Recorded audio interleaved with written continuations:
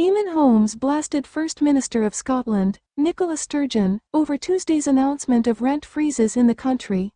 The GB News presenter questioned the move, asking, "How do you pay for it?"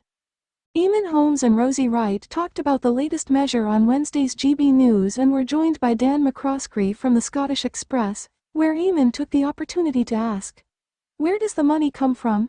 Eamonn's rant was in regards to Sturgeon's move to ensure tenants won't have to face rising prices amid the cost of living crisis. "Let's turn our attention to Scotland because there was a major announcement yesterday," Rosie explained. Nicola Sturgeon announced a rent freeze across the country until March next year to deal with rising costs of living. She announced the move and she called it a humanitarian emergency, Eamonn added.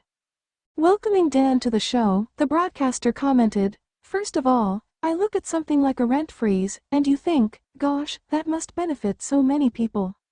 But when it comes to Scotland all the time, I think people everywhere else and people in Scotland probably say the same, it's very well and good, fantastic. I think it's fantastic, I don't know.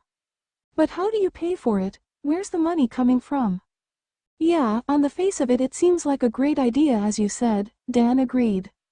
38% of Scots are in the rental market, a big group of people, but this creates two big problems. Firstly, it creates more of a margin for landlords.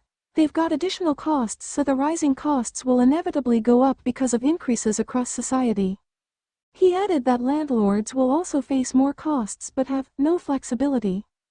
He pointed out, "Do landlords take properties off the market because they see it as no longer viable?" The Scottish Association of Landlords were quite robust yesterday in their views on this. So they effectively said the blame for reduced housing stock in the Scottish market will be very much at the door of the SNP government. So, this is potentially quite serious. Short-term it sounds good, long-term it has very serious implications. You only have to look at other countries from around the world that have similar rent controls to see that this does take properties off the market and really restricts the opportunities for people on the rental market. Rosie addressed Sturgeon's publicized words against new Prime Minister Liz Truss, and vice versa, during the leadership campaign. "What do you think their relationship's going to be like?" she probed. "I think the leadership campaign has to be put to one side now. Obviously the comments, in my view, were ill-advised," Dan replied. "I think a lot of other Scottish Conservatives believe the same. I think it's time for a reset."